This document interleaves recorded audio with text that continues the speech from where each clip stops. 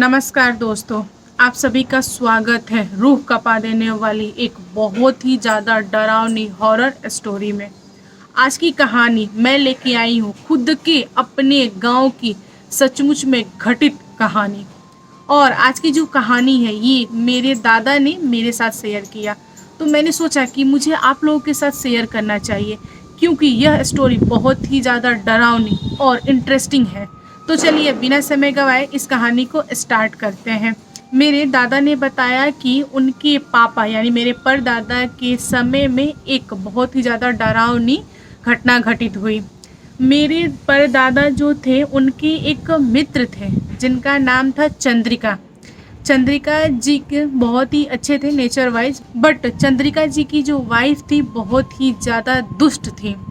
उनका था कि खाओ पियो घर में रहो, चुगली करो, कोई भी काम धंधा करने का बिल्कुल भी मन नहीं होता था। वो बस आराम वाली ज़िंदगी चाहती थी, पैसे चाहती थी। बट चंद्रिका जी के पास पैसे नहीं थे क्योंकि वे किसान थे। इन दोनों में पति पत्नी में हमेशा लड़ाइयाँ होती रहती थी और लोग सुलह कराते थे फिर भी लड़ाइयाँ हो जाती थी। कैसो कैसो इनकी ज़िंदगी कट रही थी और उनके यहाँ एक लड़के का जन्म हुआ जिसका इन लोगों ने नाम रखा रघुराम। रघुराम और मेरे दादा दोनों एक एज के हैं, मतलब ये दोनों भी फ्रेंड हो गए। रघुराम जी भी दिल के काफ़ी अच्छे थे। वे अपने फादर यानी चंद्रिका जी जैसे थे, मतलब उन्हीं पे गए थे। यहाँ पर रघुराम पढ़ना चाहते थे बट अपनी माँ की वजह से उन्होंने पढ़ाई नहीं किया। उनकी माँ चाहती थी कि वह एक दुकान लगाए जिसमें समोसा, चाट, पकौड़ा, मिठाई वगैरह बेचे और घर पे भी लाए क्योंकि उनको खाने का बहुत ही ज़्यादा शौक था। तो जैसा माँ ने चाहा वैसा रघुराम ने किया और रघुराम की जो एज थी करीब 15 या 16 साल की रही होगी। तभी चंद्रिका जी की जो वाइफ है उन्होंने अपने पति को बोला कि अपने बेटे की हम लोग शादी कर देते हैं क्योंकि मैं बहुत ज़्यादा बीमार रहती हूँ, मुझे ये होता है वो होता है और मुझसे खाना वगैरह बन नहीं पाएगा, तो कोई तो चाहिए ना घर में जो हमारी सेवा करे, खाना बना के दे। और मेरी जितनी भी दोस्त हैं उनके बेटे लोग की शादी हो गई है तो मैं भी चाहती हूँ कि मेरे घर में बहू आए, मुझे बहुत ही ज़्यादा शौक़ है बहू का। ऐसे वैसे करके उन्होंने अपने पति को राज़ी कर लिया अपने बेटे की शादी के लिए। यहाँ पर दुल्हन आ गई घर में और जो दुल्हन थी उसका नाम था सरोज। तो रघुराम की माँ और जो सरोज थी उन दोनों में बिल्कुल भी बनता नहीं था क्योंकि सास बहुत ही ज़्यादा दुष्ट थी और जो सरोज थी काफ़ी अच्छी थी दिल की और वह वही करती थी जो उसकी सास बोलती थी। और यहाँ पर सास ने अपनी बहू को सताना स्टार्ट कर दिया। पूरा दिन काम करवाती थी लेकिन खाना नहीं देती थी एंड अपने बेटे और पति के सामने बहुत ही अच्छा बनने का मतलब ऐसा नाटक करती थी। तो यहाँ पर सरोज बहुत ही ज़्यादा बीमार रहने लगी और सास ने ताना मारना स्टार्ट कर दिया कि ये बहाना करती है, काम नहीं करना चाहती है और इसके मैके वालों ने हमें एक बीमार लड़की भेज दिया है। मैं चाह रही हूँ कि अपने बेटे की दूसरी शादी करा दूँ। तो यहाँ पर चंद्रिका जी बहुत ही ज़्यादा गुस्सा है और बोले कि ये संभव नहीं है मेरे जीते जी, अगर मैं दुनिया छोड़ दूँ तो तुम करा देना।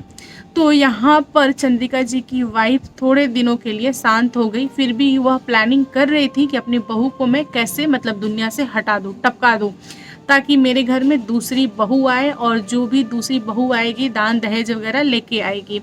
तो इनके दिल दिमाग में ये चल रहा था। तो एक दिन रघुराम की माँ गई अपने दूर की सहेली से मिलने। तो वहाँ जाने के बाद उनको पता चला कि जो उनकी सहेली है वह एक डायन है और उसने हाल फिलहाल में ही डायन विद्या ग्रहण की है। तो यहाँ पर रघुराम की माँ के पास एज अ ऑप्शन था कि वे ट्राई करवा सके अपनी बहू पे। उन्होंने बोला कि मेरी बहू को दुनिया से हटा के दिखाओ तो मैं तुम्हें मान जाऊँ, क्योंकि मेरी जो बहू है ना मुझे बहुत परेशान करती है। ऐसे वैसे अपनी दोस्त को बोली। तो जो डायन थी उसने बोला कि ठीक है ये तो मेरे चुटकियों का काम है, देख मैं कर देती हूँ। एक काम कर, तू घर जा और अगले सुबह देखना कि तेरी बहू का बहुत ही बुरा खबर होगा और तू भी नाटक करना कि हाँ तुझे पता नहीं था ऐसे वैसे। तो ये बोली कि ठीक है। और यहाँ पर रघुराम की माँ घर पे आई और इनके अंदर ना ऐसे हुलचुल मचा हुआ था कि क्या मेरी दोस्त सचमुच में इसको मतलब टपका देगी या झूठ बोली है। इनके अंदर ये सारी चीज़ें चल रही थी। फिर सुबह के समय में रघुराम की माँ ने बहू को बोला कि एक काम करो, घर के बाहर जितना भी बोझा पड़ा है अनाज का उसको तुम खोलो और पीटो। क्योंकि पहले के समय में ना अनाज पीट के ही निकलता था, और जो घर की बहुएं होती थी वे क्या करती थी, घर का काम करती थी और आधी रात को या सुबह के समय में वो बाहर निकल के द्वार पर ऐसे पिटाई उटाई चालू कर देती थी ताकि कोई उनको देखे भी ना और काम हो जाए। तो उन्होंने अपनी बहू को ऐसा बोला, और बहू के पास कोई ऑप्शन नहीं था, मजबूरी था, इसलिए वह सुबह के 3:30-4 बजे ही चली गई धान पीटने के लिए। धान पीट लेने के बाद से जो पुआल बचता है ना उसको ना एक ऐसे बांध के गट्ठल बना के उसको साइड में रखा जाता है। तो यहाँ पर सरोज ने एक पुआल का रस्सी भी बनता है, उसी से पुआल को बांधा भी जाता है। अगर आप लोग गांव से होंगे तो समझ सकते हैं। तो पुआल का रस्सी वो गई उठाने के लिए। जैसे ही वह झुकी पुआल का रस्सी उठाने के लिए, तभी अचानक से जो पुआल था वो सांप बन गया और सांप बन के सरोज को डस लिया। सरोज वहीं पे गिर गई और मुंह से गाज निकला, और उसके बाद से सरोज ने दुनिया छोड़ दिया। फिर यहाँ पर जो सासू माँ थी उन्होंने देखा कि बहू तो गिर गई है और सच में यह घटना घट गई है। फिर इन्होंने छाती पीट के रोना स्टार्ट कर दिया कि मेरी बहू दुनिया छोड़ गई, अब हम क्या करें, हमारे घर का मतलब चिराग वारिस कौन बढ़ाएगा, अब क्या होगा, भगवान ये करो वो करो। बहुत ज़्यादा ऐसा नाटक करने लगी। गांव के लोग इकट्ठा हुए। फिर गांव के लोगों ने बोला कि अब सरोज इस दुनिया में तो है नहीं, इसका ना जो भी अंतिम संस्कार होता है कर दिया जाए। फिर यहाँ पर रघुराम ने अपनी वाइफ का अंतिम संस्कार किया।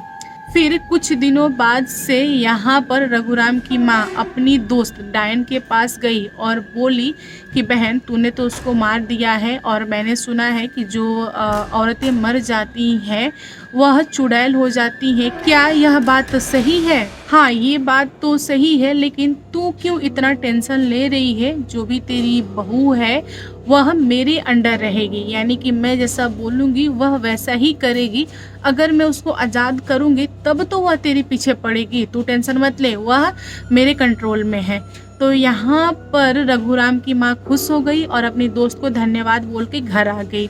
कुछ महीने बीते, फिर रघुराम की माँ ने चंद्रिका जी को ऑप्शन दिया कि एक काम करते हैं, अपने बेटे की दूसरी शादी कराते हैं, क्योंकि अब बहू तो रही नहीं और हमें खानदान तो बढ़ाना होगा ना, हमें तो वारिस चाहिए। यहाँ पर फिर उन्होंने अपने पति को मक्खन मस्का वगैरह लगा कर रेडी कर लिया दूसरी शादी के लिए।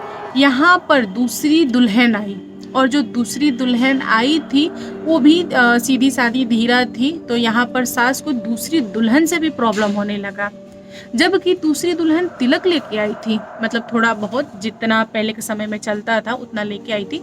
दोस्तों सास और बहू में बिल्कुल भी नहीं जमता था, कैसो भी खींच खाच के यह रिश्ता चल रहा था, क्योंकि यहाँ पर सास कितने बहुओं को मारती, इसलिए वह चुप थी और वह सोच रही थी कि ज़्यादा यह कुछ उटपटांग हरकत करेगी या मेरी कहना नहीं मानेगी तो मैं अपनी दोस्त को बोलकर इसको भी टपका दूंगी। लेकिन कुछ महीनों बाद जो डायन थी उसकी मृत्यु हो जाती है, और जैसे ही डायन मरती है तो जो सरोज थी, जो चुड़ैल थी, वह आज़ाद हो जाती है। अब होना क्या था, सरोज अपने ससुराल आ गई और सरोज बहुत ही ज़्यादा गुस्से में थी। जानते हो क्यों? क्योंकि सास ने तंग किया था, सास ने मारा था, और यह चीज़ सरोज को पता था। और दूसरी बात यह कि सरोज की सौतन आ गई थी घर में, इसलिए सरोज बहुत ही गुस्से में थी और सरोज ने अपनी सौतन को परेशान करना चालू कर दिया। सरोज ने सोचा कि पहले सौतन से निपट लेते हैं, फिर बुढ़िया से निपटेंगे, बुढ़िया कहाँ जाएगी। तो यहाँ पर सरोज ने मौका पाकर जो सौतन थी उसको मार डाली। उसके बाद बुढ़िया के पास आई, मतलब सोची कि बुढ़िया को टपका देते हैं, लेकिन बुढ़िया को टच नहीं कर पाई। जानते हो आप लोग क्यों?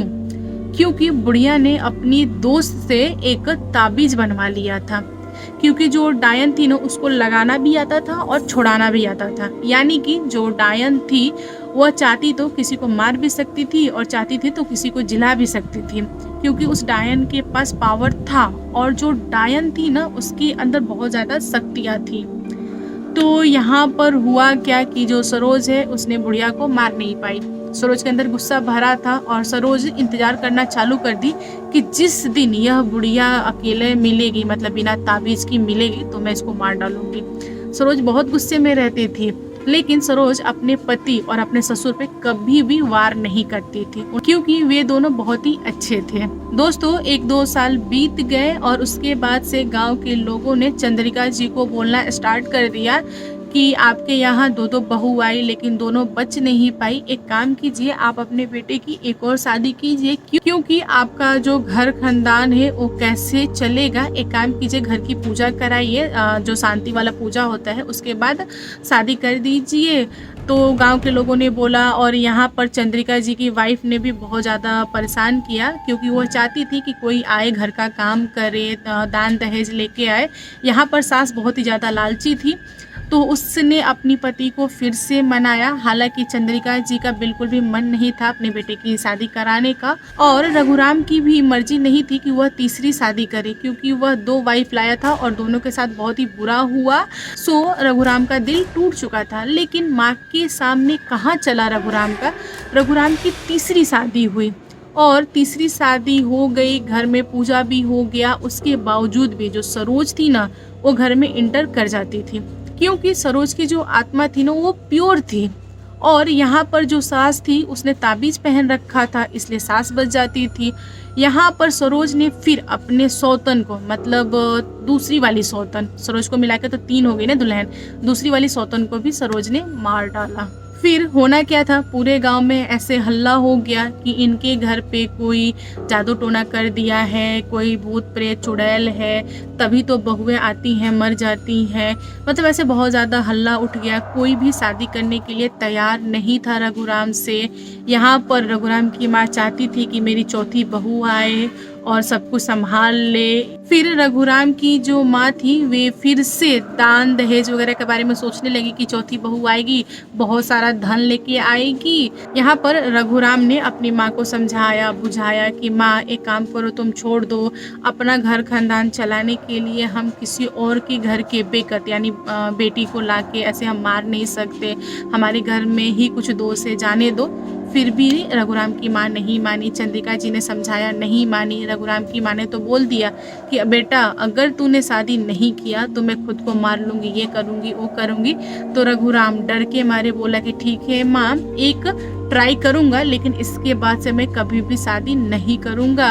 अगर तुम 5वीं बार शादी करने के लिए बोलोगी ना, तो जो तुम बोल रही हो कि तुम दुनिया छोड़ दोगी, वैसा ही मैं दुनिया छोड़ दूँगा। तो यहाँ पर चंद्रिका जी ने बोला कि हम दान दहेज वगैरह कुछ नहीं लेंगे, क्योंकि जितने भी सामान पहले के आए हैं सब वैसे ही पड़ा है। इस बार हम एक सिंपल लड़की से शादी करेंगे और हमें कुछ नहीं चाहिए। तो जो बुढ़िया थी वो मान गई, बोली कि चलो ठीक है। बुढ़िया ने अपनी बहन को बोल के, मतलब बहन के ननद की बेटी से शादी करा दिया, मतलब रिश्तेदारी में ही शादी करा दिया। यहाँ पर जो नई वाली दुल्हन आई थी वह बहुत ही ज़्यादा तेज तरार थी, मतलब जस को तस वाला बात हो गया, जैसी सास वैसी बहू। अब सास बहू में गजब की लड़ाइयाँ होती थी। जो सास थी जो चाहती थी वह नहीं हो पाता था, क्योंकि यहाँ पर बहू जो चाहती थी वह होता था। दोस्तों यहाँ पर रघुराम के माँ के पास कोई ऑप्शन नहीं था, वो चाहकर भी इस बहू को मार नहीं सकती थी, क्योंकि मारती तो उनका घर खानदान नहीं चलता। और वो चाहती थी कि घर खानदान भी चले, लेकिन बहू मेरी सुने, लेकिन बहू सुनती नहीं थी। तो यहाँ पर सास ने एक ताबीज बनवाया अपनी बहू के लिए किसी जानकार तांत्रिक से, ताकि इस बार जो बहू आई है वो बच जाए और हमारा घर खानदान चले। जो ताबीज आया था उसको अपने बेटे के द्वारा बहू तक भिजवाई, और जो नई वाली दुल्हन थी उसने ताबीज को पहन लिया। उसके बाद से सब कुछ सही चलने लगा, घर में किसी को कुछ भी प्रॉब्लम नहीं होता था। और जो सरोज थी वह चुपचाप इंतजार कर रही थी कि जो मेरी सौतन है और जो मेरी सास है, किसी दिन कभी तो इनके गले से ताबीज उतरेगा। मतलब सरोज के दिमाग में यह चल रहा था, लेकिन यहाँ पर कुछ भी नहीं हुआ। सालों भर इन लोगों ने ताबीज पहन के रखा। इसी बीच नई वाली दुल्हन प्रेग्नेंट हुई और एक लड़के का जन्म हुआ। दोस्तों जब बच्चे का जन्म हुआ लोग बहुत ही ज़्यादा खुश थे, बहुत ही ज़्यादा खुश थे। फिर गांव में ढोल बाजे नगारे वगैरह बजने लगे, लोग नाचने लगे, मिठाइयाँ बंटने लगी। जो सास थी वो भी बहुत ज़्यादा खुश हो गई, क्योंकि उनके घर में एक नन्हा सा मेहमान आया था इसके लिए।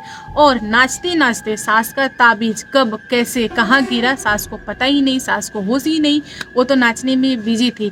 और यहाँ पर सरोज को मौका मिल गया।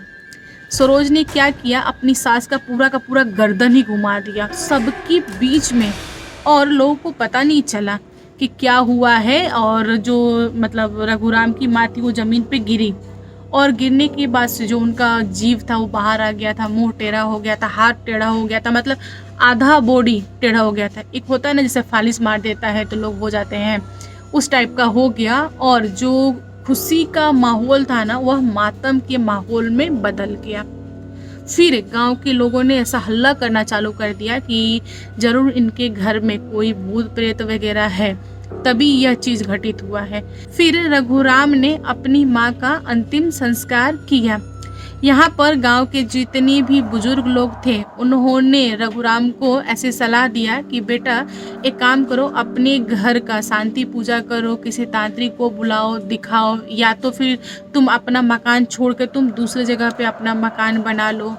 तो रघुराम बोला है कि देखिए दादा, हम मकान तो नहीं बना पाएंगे क्योंकि हम गरीब हैं, लेकिन हम पंडित और तांत्रिक को दिखा देंगे अपना घर। फिर घर में पंडित आया, हवन हुआ, पूजा पाठ हुआ घर के शांति के लिए। फिर कुछ दिनों बाद से तांत्रिक को बुलाया गया।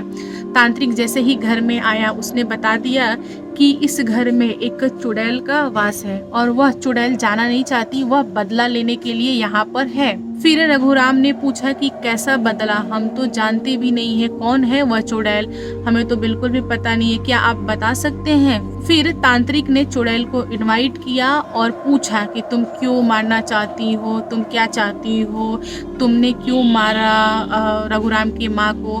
फिर सरोज ने सारी कहानी बताई कि उन्होंने मुझे मारा इसलिए मैंने अपना बदला लिया। फिर तांत्रिक ने बोला कि चलो सास को मारा तुमने ये तो जायज था, लेकिन तुमने उन लड़कियों को क्यों मारा जो नई नवेली दुल्हन आई थी, वो भी तो तुम्हारे जैसे सताई हुई थी, उनके साथ भी तो सास गंदा व्यवहार करती थी, क्या वह सजा कम था जो तुमने मारा। फिर दुल्हन ने बोला कि मुझे पसंद नहीं कोई मेरे पति के साथ रूम शेयर करे, मुझे बिल्कुल भी पसंद नहीं, अगर मुझे मौका मिलेगा तो मैं इस नई वाली दुल्हन को भी मार डालूंगी। ऐसा जब तांत्रिक ने सुना तो फिर तांत्रिक ने बोला कि नहीं, तुम्हारे अंदर जलन की भावना है और यह चीज ठीक नहीं है, एक काम करो तुम मेरे साथ चलो, मैं तुम्हें कहीं स्थान दे दूंगा, किसी पेड़ वगैरह पे बांध दूंगा, तुम आज़ाद नहीं हो सकती, अगर तुम आज़ाद हो जाओगी तो इस खानदान को तुम बर्बाद कर दोगी, और यहाँ पर किसी की भी गलती नहीं है, जिसने गलती किया वह तो दुनिया छोड़ दिया, तो तुम अब अपने पति को, अपने ससुर को और अपने सौतन को, एक छोटा सा बच्चा हुआ है उसे माफ करो और तुम हमारे साथ चलो। यहाँ पर जो चुड़ैल थी बहुत ज्यादा गुर्राई और बोली कि नहीं, मैं नहीं जाऊंगी। फिर भी तांत्रिक ने जबरन उस चुड़ैल को पकड़ा और पकड़ने के बाद से अपने साथ ले गया। दोस्तों यहाँ पर रघुराम को एहसास हुआ कि मेरी माँ ने एक छोटी सी गलती किया और उसकी वजह से हम लोगों को क्या क्या देखना पड़ा। यहाँ पर चंद्रिका जी भी चुप थे और यह बात पूरे गांव में फैल गई, क्योंकि यह बात छुपाने से भी छुपती नहीं, जो कांड हुआ था सबने देखा ही था, सबके बीच में ही हुआ, लेकिन यह बहुत ही ज़्यादा दर्दनाक था। दोस्तों आप लोग क्या कहना चाहोगे इस कहानी के ऊपर, आप अपनी राय कमेंट करके बताइएगा। वीडियो पसंद आए तो लाइक एंड शेयर कीजिएगा, और मेरे चैनल पे न्यू आए हो तो चैनल को सब्सक्राइब करना। साथ ही साथ अगर आपके पास कोई भी हॉरर कहानी हो तो आप लोग मुझे इंस्टाग्राम पे लिख के भेजिए। Thank you, bye bye, सारंगे।